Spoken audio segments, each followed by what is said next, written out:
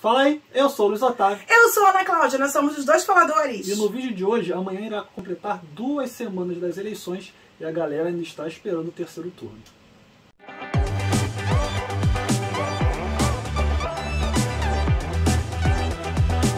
Fala, gente, no meu coração, já se inscreveu no nosso canal? Se você não se inscreveu, corre agora e se inscreve. Não precisa, na verdade, não precisa correr, não. É só você pegar o dedinho e rapidamente apertar inscreva-se.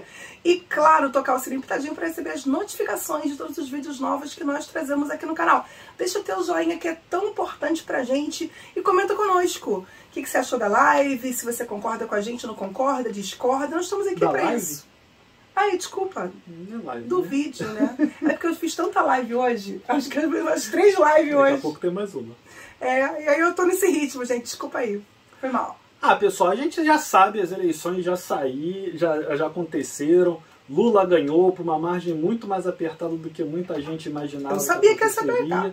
Mas o Lula ganhou, né? E desde então, parte da população resolveu ir para as ruas, se manifestar, dizendo que não aceita os resultados das eleições e está esperando essa ação divina, essa ação cósmica, que vai fazer com que não só o Lula deixe de ser presidente, como que o segundo lugar, né? Porque não é só o vice que vai assumir, é o segundo lugar das eleições, vai assumir no lugar dele. E o Xandão vai ser preso. E o Xandão vai ser preso. E as Forças Armadas vão intervir. E as Forças Armadas vão intervir. É um combo. Muita coisa para acontecer. O que eu acho, assim, que... É lógico que todo esse pensamento, esse imaginário, foi construído ao longo de muito tempo. E, inclusive, isso não está sendo construído desde agora, não. É desde 2017, 2016, quando o Bolsonaro começou com o seu grupo, o Gabinete do Ódio, a trabalhar fake news. E uma das fake news que se trabalha dentro dessa ideia do Gabinete do Ódio é exatamente essa questão sobre a lisura das eleições. O problema é que as eleições, praticamente todas que o Bolsonaro participou, foram para o sistema eletrônico. Não, ele está desde antes do sistema eletrônico e já era eleito, ele migrou junto de todo mundo para o processo eletrônico e continuou sendo eleito. E continuou sendo eleito da mesma forma. E assim, ele sempre foi vitorioso em todas as eleições, todas as candidaturas que ele fez. Apenas essa última agora que ele perdeu. E aí, o interessante da gente discutir é exatamente o efeito que todo esse conjunto de ideias que faz com que se crie uma realidade alternativa tá projetando nas pessoas. E eu vi alguns vídeos, assim, eu não fui a nenhuma manifestação na rua, eu praticamente nem moro perto de... Quer dizer, moro perto, mas eu não fui a nenhum local onde tem gente se manifestando, então diz assim, eu estive lá no local e vi a galera. Não, eu não vi. Tudo que a gente vai comentar aqui, a gente viu na internet, do que a gente viu nas redes sociais, principalmente no Twitter, né? Mas de reportagem, né? Porque senão a gente fica nessa galera assim. É o que a gente viu no Twitter de fontes sérias, de fontes reconhecidas, de vídeos que são comprovadamente reais e que não são vídeos adulterados, né? É importante deixar isso claro, porque muito dessa galera se alimenta também na internet, mas de conteúdo enviesado, conteúdo claramente manipulado. Então é importante fazer essa observação, né? A gente não foi lá presencialmente, a gente tem acompanhado a cobertura dos eventos. Até porque algumas imagens eu tenho dificuldade em acreditar que elas são reais. Então, às vezes, eu vou buscar, eu vou tentar entender, porque assim, é tão insólito, é tão inacreditável que aquela pessoa está acreditando nisso, que geralmente eu vou em mais de uma fonte, eu vou buscar uma fonte mais segura, eu vou lá no Lupa para ver se tem alguma informação sobre isso, porque é realmente muito incrível. É interessante você falar que isso começa lá em 2016, 2015, com o movimento já do Bolsonaro, mas não só do Bolsonaro, talvez a gente faça um outro vídeo que a gente vai debater um pouco assim, os caminhos que foram se permitindo, como as coisas foram acontecendo. Então, a gente tem a segunda eleição da Dilma, que ela ganha também de forma inesperada para muita gente, que o PSDB pediu recontagem dos votos, né? E a partir do momento que o segundo lugar faz isso, ele começa a abrir brecha, ele fortalece a oportunidade de que você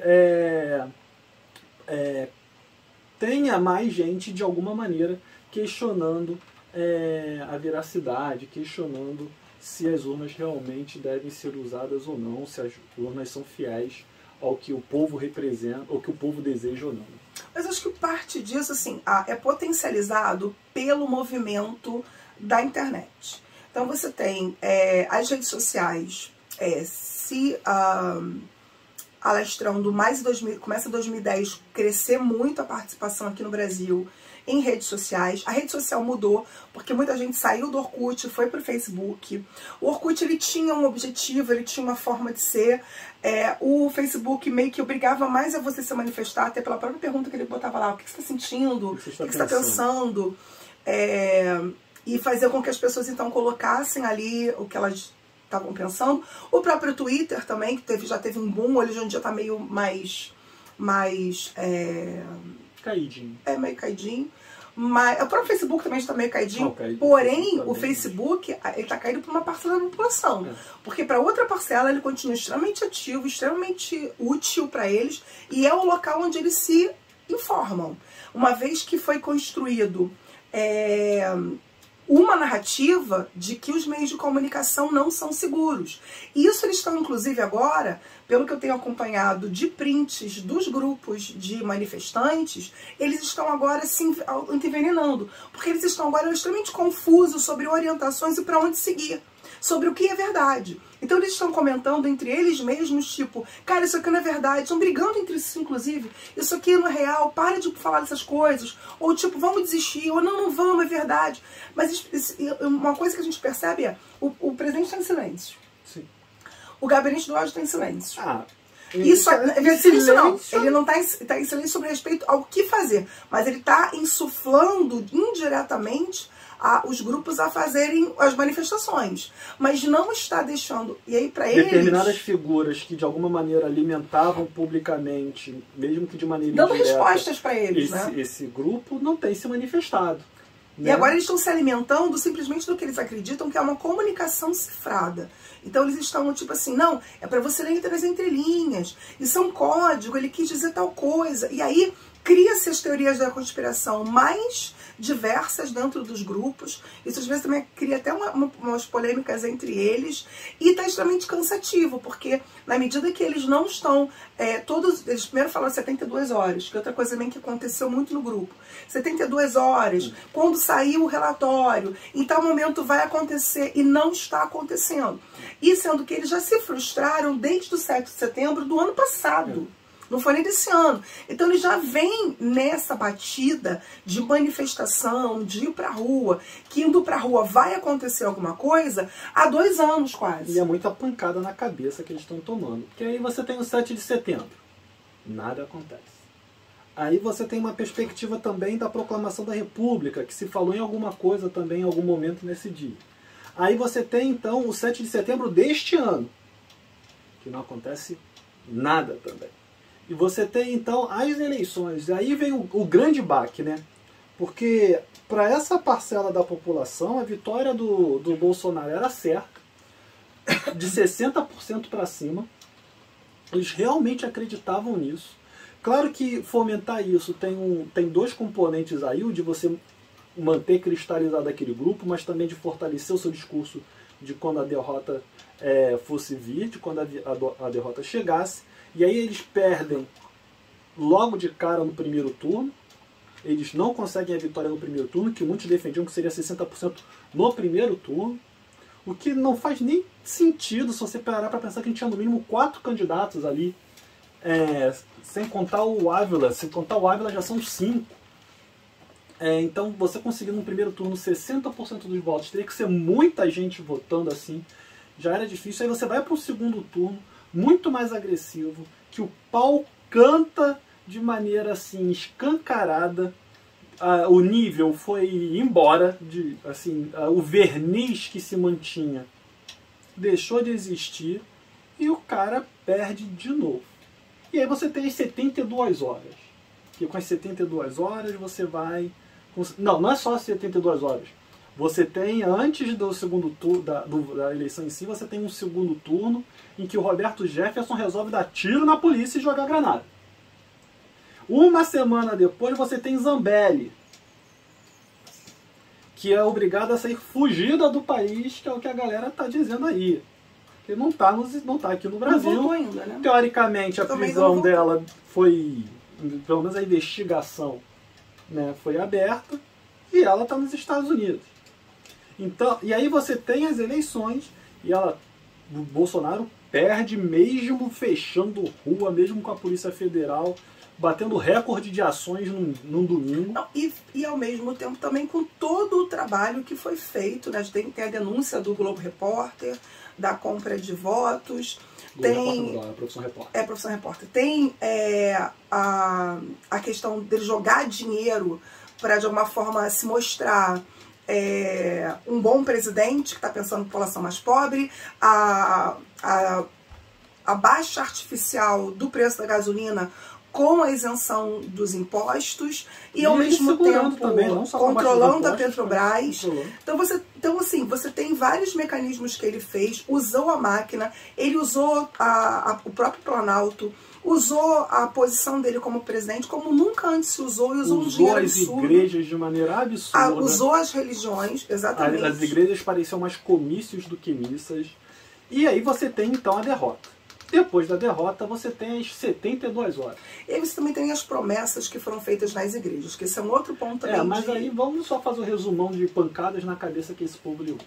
E aí você tem 72 horas, que aí depois de 72 horas, nada acontece. O Bolsonaro faz 2 pronunciamentos que não dizem nada de diferente. Na verdade tem ali um que eles chamam de dog whistle, né, que é subir para cachorro, que aí vem a ideia também das mensagens cifradas, de que ele está falando em códigos do que você precisa porque entender. Porque ele não pode falar, se ele vai ser preso, não vão, sei lá o que com ele. 72 horas se passam, nada acontece. Uma semana se passa, nada acontece. A expectativa do relatório do Exército, que vai mostrar que foi tudo fraudado, que isso e aquilo. E o Exército, quando se manifestou concordando com o relatório que comprovou que não houve fraude nas eleições. Então é muita frustração, é muita pancada na cabeça de uma galera que é uma mistura ali de pessoas, é uma mistura de classes, é uma mistura de objetivos, que por mais que você tenha ali alguns temas comuns como proteção da família, medo do comunismo, e o Brasil vai virar uma Venezuela, fora isso, são pessoas com divergências muito grandes entre si, o que faz parte de uma sociedade.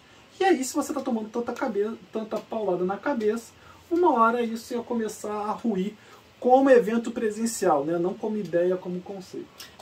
O que eu acho que, infelizmente, você tem vários fatores que vão se somando e, na verdade, foram muito bem utilizados, foram muito bem estudados, para que se somassem e dessem esse resultado e fizessem com que essas pessoas perdessem o contato com a realidade. E hoje, por exemplo, você vê pessoas, por exemplo, gritando, desesperadas. E o interessante é que o que os move é o medo.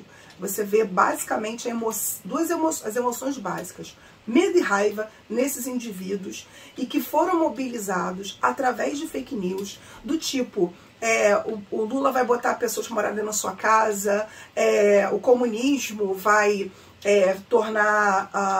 vai fazer você perder a sua propriedade, vai tirar o que você tem, não enfim. Tem que comer cachorro, e banheiro unissex. Vai levar ideologia de gênero para as crianças, vai tornar os banheiros unissex, enfim, há uma série de coisas. Até um cara falando ontem, imagina, o Lula falou que vão botar, que toda casa com mais de 60 metros quadrados vai ser dividida, e aí você imagina sua mulher dividir um banheiro com outro marmanjo, e não sei o que, enfim, uma coisa assim totalmente sem sentido, mas é uma crença, eles acreditam fortemente, e o mais interessante é que eles acreditam, e isso tem sido alimentado por líderes para eles, pessoas que são líderes, que falam verdade. Então você tem líderes políticos e líderes religiosos, 2 pontos, e ao mesmo tempo para alguns líderes militares, que estão ocupando hoje cargos políticos, mas que também para eles tem mais essa força. Então você tem 3 pontas que estão alicerçando esse tipo de pensamento e ideia, fazendo com que eles acreditem, através de uma ideia até de um temor reverencial, de que o que o meu pastor fala é verdade. O que o militar fala é verdade. O que o meu presidente fala é verdade. E eles não questionem e não raciocinem sobre. Até porque nós já tivemos, o Lula não é um desconhecido. Ele já governou o país por 2 mandatos. E ainda teve a Dilma com o terceiro Não, até mandato. que você diga que a Dilma tem uma outra pessoa, mas que por mais seja outro, é o PT. Mas você não teve. Você teve, na verdade, 3 mandatos inteiros, 2 do Lula, 1 da Dilma, e metade de 1 da Dilma. E nada disso aconteceu. Para a população, o que mais me surpreende, que não é uma população mais jovem que está dizendo que vai acontecer tudo isso. É um pessoal mais velho. Que eles estão dizendo, tipo assim, ele não conseguiu fazer isso naquela época, mas agora ele vai fazer. E aí você acaba vendo que não há nenhum alicerce na realidade, ou até mesmo no passado, para você tentar auferir, dizer assim, não, ele vai fazer isso, vai fazer aquilo, enfim. E até porque durante os governos Lula, foi uma época positiva economicamente para todo o país, isso para todas as classes sociais. Somente o primeiro, né? Sim, para todas as classes sociais. Agora, claro, só por causa do Lula, não. Você tinha uma série de aspectos econômicos mundiais, sociais, que permitiram esse quadro, né? Até mesmo quadros políticos, de um trabalho que já tinha sido feito anteriormente pelo outro governo, mas havia uma condição para isso. E agora, ao mesmo tempo, o Bolsonaro faz um governo péssimo, o mercado gritando aumento da alimentação, do próprio combustível. Os indicadores comerciais que se mostram favoráveis ou positivos não revelam a realidade para o povo. Ele não conseguiu fazer as alianças e comércio com os outros países como ele disse que ia fazer, não conseguiu. Na verdade, nós até minguamos com respeito a isso. A gente teve uma atuação criminosa durante a pandemia. Então, assim, somando-se tudo isso, você não, além do próprio comportamento dele, racista, xenofóbico, misógino, dele e de todos os seus ministros... Todos não, né? Da galera que gostava de se manifestar mais. Ele acaba tendo e esse pessoal continua cegamente confiando nele, no trabalho dele e acreditando nesse tipo de perspectiva. Mas, e aí alguns até falam, não, muita gente que votou no Bolsonaro votou porque não queria votar no PT. Sim, concordo. Mas você, ao mesmo tempo, tem uma grande parcela da população que votou no Bolsonaro pelo Bolsonaro. Sim. E que está na rua hoje por ele, tomando chuva. Inclusive tem uns vídeos de uma tempestade que teve em Brasília, que horrorosa, e o povo lá rezando, desesperado. Eu queria voltar no componente religioso, que hoje eu acho que isso talvez seja o que mais fomenta boa parte dessa população aí, que embagando a população carente, essas coisas. Eles passaram muito tempo, muitos meses, escutando que Bolsonaro era o escolhido de Deus. Uhum. Que Bolsonaro ia ganhar porque era a vontade de Deus que o Bolsonaro ganhasse para proteger as famílias. E a partir do momento que o Bolsonaro perde, para essa galera, isso quer dizer que Deus abandonou o país. Então, quando eles querem que o Bolsonaro ganhe, quando eles querem que o Bolsonaro assuma o poder, não é restaurar apenas a presidência do Bolsonaro, é restaurar a vontade divina pelo bem do nosso país. Tinha uma mulher ajoelhada, desesperada, gritando, Senhor, não nos abandone, Senhor, continue protegendo a gente, não se arrependa do Brasil, não largue o Brasil. Eu perguntei para Ana, cadê o pastor desta mulher que botou isto na cabeça dessa mulher, ou do líder religioso que botou isso na cabeça dessa mulher, que não foi ali consolar ela? Porque na hora de consolar, nenhum líder está aparecendo ali para consolar. Não só religioso, como também político. Sim, mas é que eu estou focando no aspecto religioso. Mas você tem ali um movimento, é lógico que tem as lideranças, mas os verdadeiros líderes políticos e financeiros não bota a cara. Ou se bota, vai lá, fala e vai embora.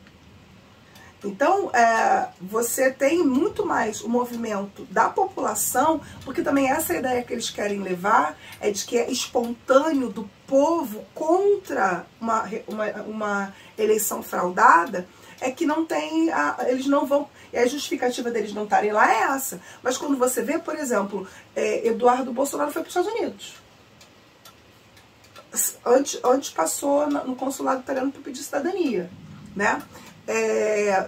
Salles está passeando de férias em Paris. Zambelli está nos Estados Unidos também de férias. Tá todo mundo curtindo E a galera tá lá tomando... procurando um rumo. E o resto da galera tá lá tomando pancada na cabeça. Então, assim, pra mim, como professora de Direito, eu acho bacana que as pessoas se manifestem. Esse movimento de manifestação, eu acredito que é sempre positivo. O triste é ver que as pessoas, como cidadãos de bens, não estão percebendo, estão sendo mal orientados e manipulados a praticarem crimes, inclusive. E aí, como eles não têm um componente da questão patrimonial ou da vida, acham que o que eles estão fazendo é correto, que é liberdade de manifestação, quando na verdade eles estão cometendo crimes. E o triste vai ser quando começar todo o processo de responsabilização, e não talvez todos, mas muitos deles acabem respondendo ao processo. É isso que eu ainda não... Quer dizer, eu consigo imaginar que é o seguinte: a galera não está começando a aprender esse povo que está pensando, os dias vão passar, eles vão ver que nada vai acontecer e eles vão para casa. Não, o movimento vai... Não é isso, não. Eles estão investigando os líderes do gabinete do ódio, do grupo WhatsApp, estão pegando as provas dos financiadores, empresários. Porque tem vídeo do caminhão levando carne para os caras comerem lá, gente. Que é financiamento. Eu sei que tem financiamento mal, mas que é prova mal. E aí tem que terminar o inquérito, mandar para o Ministério Público para pedir prisão. Até porque não são crimes. Como não são crimes que você mostra um potencial ofensivo rápido à população, tipo um roubo, um assalto, um sequestro, um bater em alguém ou estuprar alguém, acaba que esse ritmo de investigação e de prisão acaba sendo mais lento. Eu acredito que, inclusive, muito desse pessoal que está lá na frente, cozinhando, falando nos microfones, que alugou carro de som, que comprou coisas em seu nome, porque muitos dali também veio o dinheiro para depois ele comprar. Então vão ser responsabilizados e vão responder o processo. E aí eu quero ver que foi uma coisa que a Sarah Winter fez. Você viu o vídeo da Sarah Winter? Sim. Eu vi o vídeo da Sarah Winter, que ela falou: eu não quero nada a ver com isso que está acontecendo aí. Porque da outra vez, eu fiz muito menos que vocês, e também demorou se prender a Sarah Winter, não foi rápido. Eu fui presa, ela respondeu ao processo, ela teve um monte de gente virando a cara pra ela teve que reconstruir a vida dela, mudar tudo, e não teve apoio de ninguém. Sim. Que é o que sinceramente não vai acontecer com todo mundo. Que é o que o Bolsonaro sempre fez, né? Ele sempre foi deixando pelo caminho quem começava a se tornar um problema. Quem sempre ficou do lado dele e ele percebia que começava a gerar transtorno, ele abandonava. Os Ventral, e aí eu vou falar o nome de uma galera aqui que não necessariamente é gente legal ou gente boa, gente que eu quero ter amizade não. Mas os Ventral foi isso. O falecido Bebiano, não se soube de nada que ele tivesse envolvido, mas foi um cara que começou a questionar os rumos que o Bolsonaro estava tomando. E foi abandonado com o Carlos, né? E foi abandonado antes de falecer, então antes dele falecer ele já estava meio distante, mas já tinha sido abandonado. Roberto Jefferson, quando fez o que fez, né? Bolsonaro largou de mão. Zambelli, Bolsonaro, ele sempre larga de mão. O próprio Moro, que ficou ali uma briga entre um e outro para ver o que ia acontecer. Ele largou de mão também, depois ele voltou a amizade. O Mourão. Então assim, ele sempre largou de mão todo mundo que representava problema. Os únicos que ele não largou de mão por representar problema foram os filhos, a esposa... Essa agora, porque as outras ele largou também. Tô falando a esposa atual. E o cara que se candidatou até aqui pra deputado aqui, eu acho que entrou. Não chegou a entrar não, mas queria entrar. O cara, não, o cara que tava no Fábio? Que tava junto do advogado, na casa do advogado dele em Atibaia. Queiroz? O Queiroz. Queiroz é meio abandonado, ele já não fazendo vídeo dizendo que tá abandonado, tá sozinho, ninguém tá dando ele. Só tá sumido, não tá abandonado, tá sumido.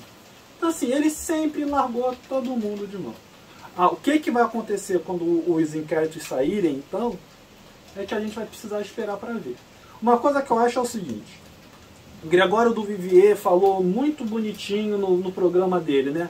A gente venceu a milícia sem um tiro. Ganhamos a eleição? Ganhamos a eleição sem um tiro.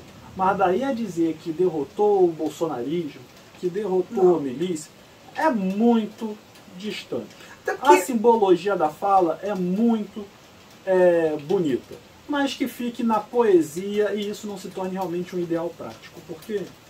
É porque, assim, não só o bolsonarismo cresceu, como outros movimentos antidemocráticos, ou fascistas ou nazistas, também se fortaleceram, porque um alimentou o outro. Eu não estou dizendo que o movimento bolsonarista é fascista, é nazista, mas o movimento nazista, o movimento fascista, cresceu muito durante esses anos, e se alimentam, porque eles têm pontos em comum, eles têm ideais em comum. Né? Podem ter alguns pontos dissonantes, mas eles têm pontos em comum. E faz com que eles, então, acabem se retroalimentando. Porque eles estando todos eles na extrema-direita, a extrema-direita se fortalecendo, acaba um fortalecendo o outro. Então, infelizmente, É o que o povo fala, né? A esquerda, por mais que tenha um discurso de união, é muito excludente. A esquerda seleciona muito quem vai participar dos movimentos. A extrema-direita está aceitando qualquer um. Qualquer um que dê um risinho, ela já pisca e já chama e já abraça. Então, um movimento que nesses últimos anos de revolta social, que não gerou uma convulsão social, mas é uma revolta social cada vez maior no nosso país, a extrema-direita está só abrindo os braços para todo mundo e recebendo essa galera.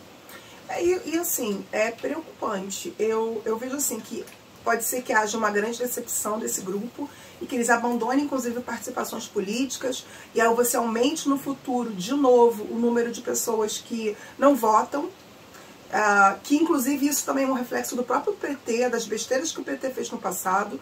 Muita gente já havia se decepcionado com política a partir exatamente desses escândalos de Lava Jato, escândalos políticos, mensalão, petrolão. Isso também já havia desgastado um grupo de pessoas que inclusive tinham preferido ficar alheias.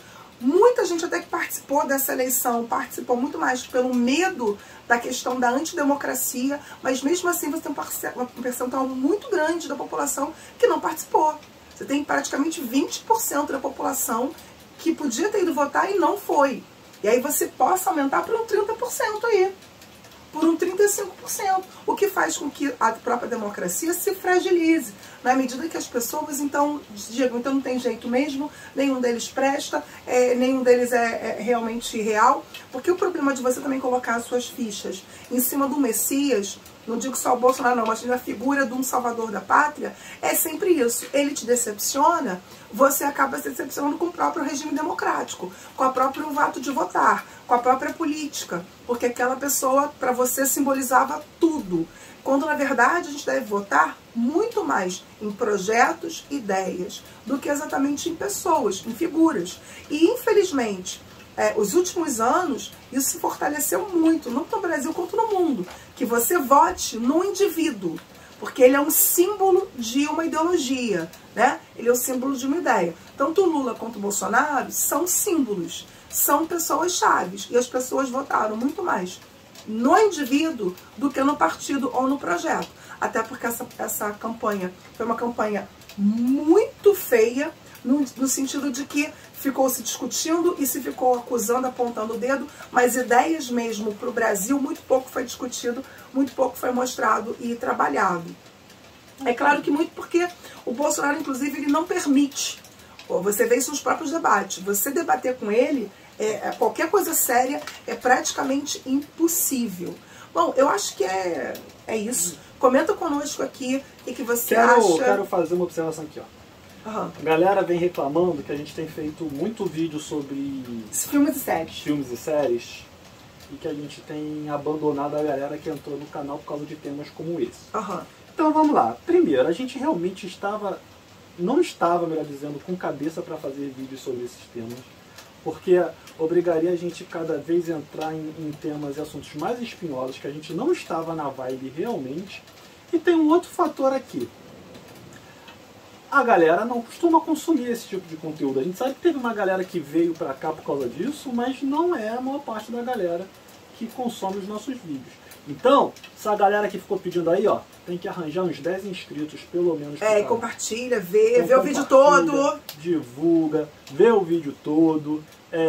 Segue a gente no Instagram. Nas redes sociais. A gente tá lá no Faixa Pop, então no Faixa Pop a gente tem inscrito bem mais, assim, debatendo não a qualidade dos filmes ou de séries em si, mas o que está por trás daquilo. Então, pode interessar, vai lá no Faixa Pop, o link está aqui na descrição do vídeo.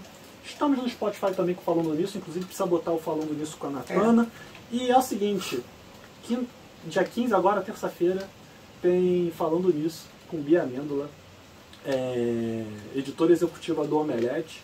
Então vamos conversar sobre... Convidado ilustre. Convidado ilustre. Vamos conversar então sobre produção de conteúdo, sobre cultura pop, tá, nos dias de hoje. Então a gente volta a falar sobre produção de conteúdo de cultura pop, mas verão outros vídeos aí sobre sociedade de um modo geral.